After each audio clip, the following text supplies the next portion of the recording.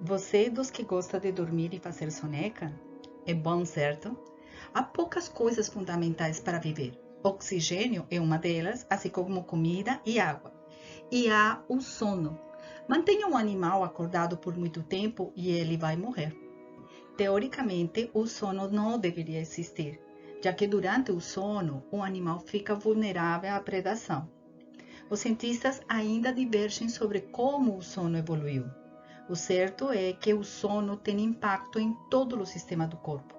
Diminua o sono e todo o sistema do corpo sofre.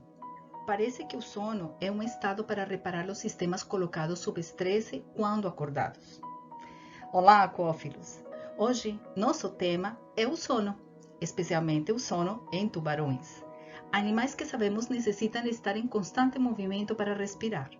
Mas, antes, inscreva-se no canal, ative o sino das notificações e curta nossa vinheta.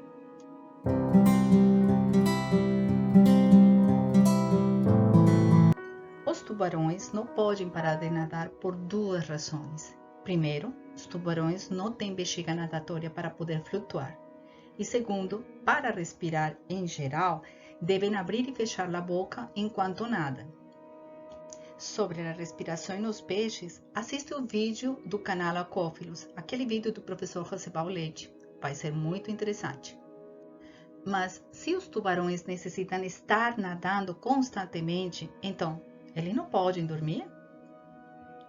A passagem entre o sono e a vigília é mediada por neurônios do hipotálamo, que liberam a orexina, também conhecida como hipocretina, que é um neurotransmissor e seu déficit produz narcolepsia. Os peixes também possuem esse núcleo neural, portanto, eles podem dormir. E se eles dormem, como fica a questão da respiração? Na verdade, nos tubarões encontramos dois tipos fisiológicos de ventilação. O primeiro, conhecido como RAM ventiladores ou ventiladores obrigatórios, que necessitam estar nadando constantemente com a boca aberta, forçando a entrada de água e seu passo pelas brânquias. E nesse grupo está a maior parte das espécies de tubarões pelágicas. O segundo grupo é o grupo de los que ventilam por bombeamento bucal, isto é, eles abrem a boca para facilitar o processo de entrada da água e, ao fechá-la, criam uma pressão que faz com que a água passe pelas brânquias, ainda quando os animais estão quietos. É difícil determinar o sono em peixes, porém, três situações permitem definir que um peixe, entre eles os tubarões, está dormindo. Primeiro, a inatividade prolongada. Quando um peixe permanece um longo tempo imóvel, no fundo de um recife, por exemplo, é porque ele está dormindo.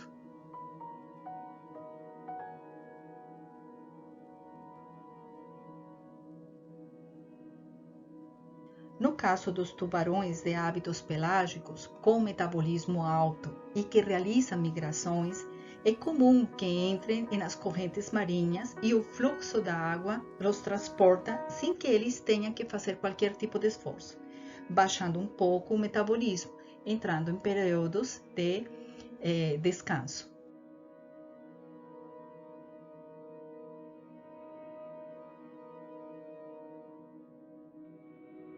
Uma segunda evidência do sono é o uso do refúgio.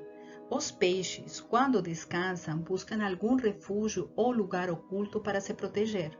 Por exemplo, uma pequena gruta, uma rocha, alguma alga, um ambiente mais protegido.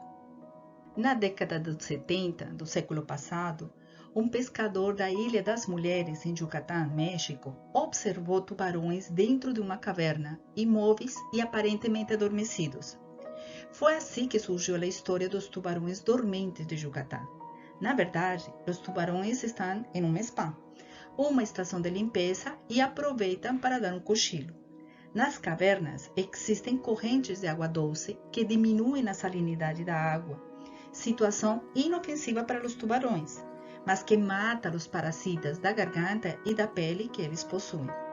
Durante a limpeza, os tubarões respiram por bombeamento bucal, baixam seu metabolismo e ficam em um processo de letargo enquanto estão protegidos e sendo limpos.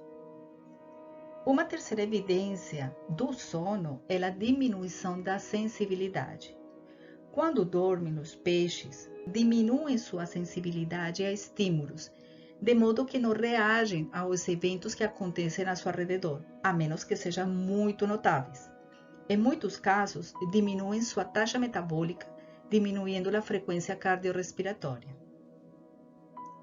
Uma das pesquisas de Kelly e colaboradores sobre o comportamento do sono nestas duas espécies de tubarões de hábitos bentônicos, de ventilação por bombeamento bucal e que permanecem imóveis por longos períodos de tempo, demonstrou que durante os períodos de inatividade prolongada, há um aumento do limiar de excitação, sendo necessário níveis altos de estimulação elétrica antes de mostrarem uma resposta visível, o que sugeriu que essas duas espécies efetivamente dormem.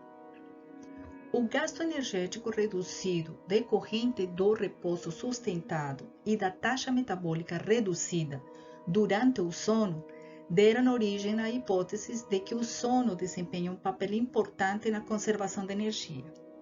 Para testar a hipótese, foram comparadas as taxas metabólicas do tubarão Cephalocilium isabellum durante os períodos de sono e em movimento, assim como outros comportamentos que caracterizam o sono, por exemplo, o fechamento dos olhos e a posição de cúbito.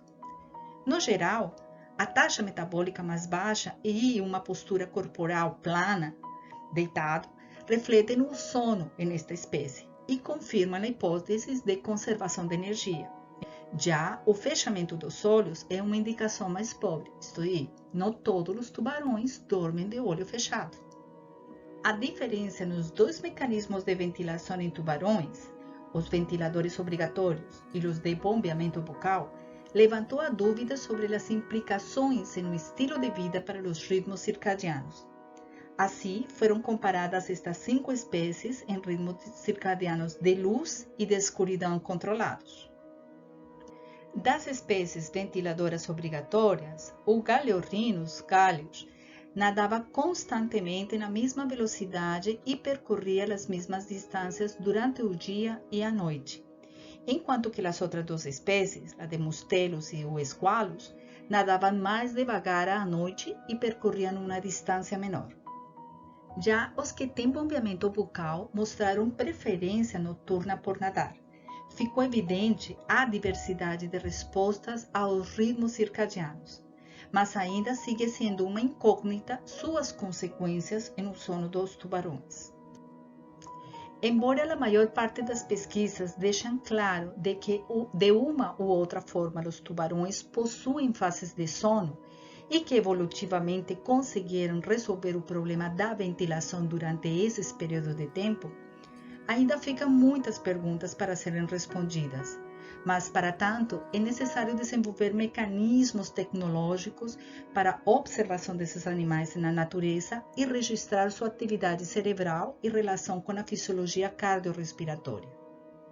Entender como funciona a fisiologia do sono em tubarões é ainda um desafio, mas se está interessado, faça uma imersão nessas referências que estamos deixando para vocês. Espero que tenham gostado do tema e que quando mergulhem e encontrem tubarões, tomara eles estejam dormindo. Obrigada por ficar até aqui e nos ajudar a divulgar os conteúdos do canal, curtindo, comentando e compartilhando com seus alunos, colegas e amigos. Não esqueça que saber não pode ser luxo. Até a próxima!